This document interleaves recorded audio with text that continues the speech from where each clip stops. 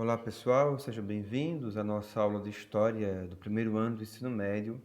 A gente trabalhando na aula de hoje sobre o Brasil Colônia, que em outras aulas eu já falei para vocês alguns pontos do Brasil Colônia, mas trabalhando hoje o Brasil Colônia com relação à escravidão, um período o que nós chamamos do período do tráfico negreiro.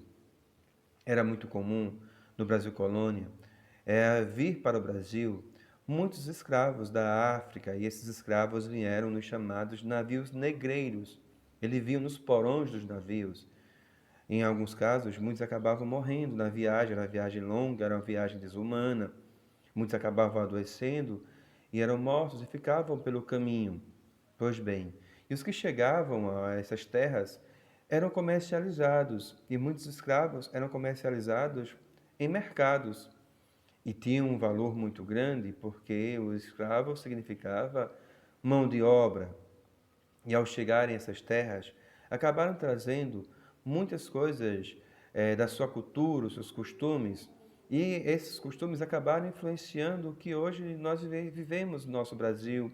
Por exemplo, como na culinária nós temos a influência através da feijoada, por exemplo. Nós temos também a capoeira, na parte da arte. Então, nós vemos que há uma influência muito grande. É, Inclusive na religiosidade também há influência, embora fossem proibidos a praticar os seus cultos, porque a religião oficial no Brasil, durante aquele período do Brasil colônia, era a religião cristã católica. Mas o fato é, os negros vinham para o Brasil trabalhar como escravos e muitos deles trabalhando na mão de obra escrava da cana-de-açúcar, já que naquele período da história do Brasil, a cana-de-açúcar tinha a sua grande valia. E era muito comum os escravos trabalharem dias e noites na produção da cana-de-açúcar, porque precisava enviar para Portugal a sua riqueza, que era nesse momento a cana-de-açúcar, e a mão de obra era a mão de obra escrava. Outros escravos trabalhando também na casa grande, nos engenhos. Então, os escravos que trabalhavam na casa grande, outros na plantação, plantando, colhendo, moendo cana. E esta era a realidade da vida escrava. E esses escravos eram maltratados, chegavam a apanhar e apanhavam muitos. Então, a vida escrava era muito grande. O negro escravo era maltratado.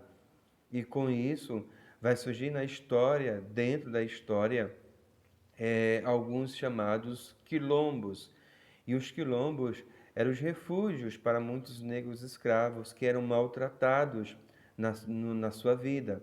Então, para muitos, a saída de muitos eram irem para os quilombos. E o mais famoso dos quilombos foi o chamado Quilombo dos Palmares, é, que hoje fica na região do estado de Alagoas. E o Quilombo dos Palmares, em muito pouco tempo, acabou recebendo muitos negros, porque o Quilombo dos Palmares acabava sendo o sonho dos escravos, porque nos quilombos os escravos não eram mais maltratados, eles viviam nos quilombos. O Quilombo dos Palmares, que é o mais famoso dos quilombos, teve como seu primeiro líder Gangazumba. E Gangazumba foi este primeiro líder do Quilombo dos Palmares. Claro que depois, com a morte de Gangazumba, o Quilombo continua a existir e daí vai surgir o mais famoso do líder do Quilombo dos Palmares, que é Zumbi dos Palmares. Zumbi dos Palmares, ele estudou, ele sabia a língua portuguesa, ele sabia o latim, e Zumbi ele acaba liderando o Quilombo dos Palmares, que era o refúgio dos negros. Os negros fugiam das senzalas em busca de um sonho, e um sonho de paz, e um sonho de tranquilidade, que era justamente o Quilombo, e aqui nesse contexto, o Quilombo dos Palmares. Zumbi liderava esse Quilombo dos Palmares após a morte de Gangazumba. Zumbi tornou-se esse líder dos Palmares, do Quilombo dos Palmares. Era casado com Dandara, a esposa dele, e os negros viviam num tempo de tranquilidade e de paz. Era o sonho dos negros escravos fugirem para os quilombos, e nesse contexto para Palmares. E claro, os inimigos dos negros que viviam nos quilombos queriam acabar, não é, com o quilombo dos Palmares. É, para os senhores de engenhos, para os donos dos engenhos, o quilombo para eles era algo que eles tinham como rivalidade, porque era onde os negros fugiam, para onde os negros se refugiavam.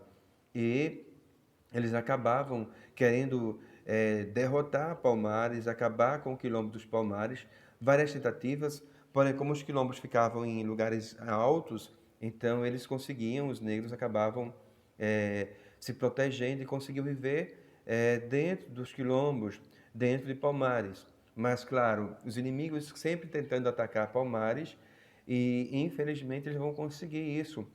Já no Brasil holandês vai ter um ataque muito grande contra o quilombo dos Palmares e quando chega o ano de 1695, infelizmente, eles vão colocar fim a Palmares, eles vão, na guerra que dizimou, né, a guerra que vitimou Zumbi, Zumbi foi morto, e daí com essa guerra que vitimou Zumbi dos Palmares, então chega ao fim a tão famosa e a tão importante história do Quilombo dos Palmares, que era o refúgio dos negros, era o sonho dos negros viver em Palmares. E daí, com essa guerra que vitimou os Zumbi dos Palmares, chega ao fim, não é, esta importante história do Quilombo dos Palmares, tá ok?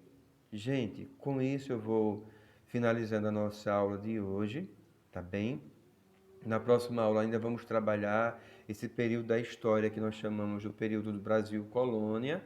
E para hoje vocês têm aí um exercício, como eu sempre peço, um resumo do vídeo, tá bem? Mais o exercício para vocês responderem também e mandem para mim ainda hoje, sem falta, tá ok? No mais, se cuidem, fiquem com Deus e até a nossa próxima aula, se Deus quiser.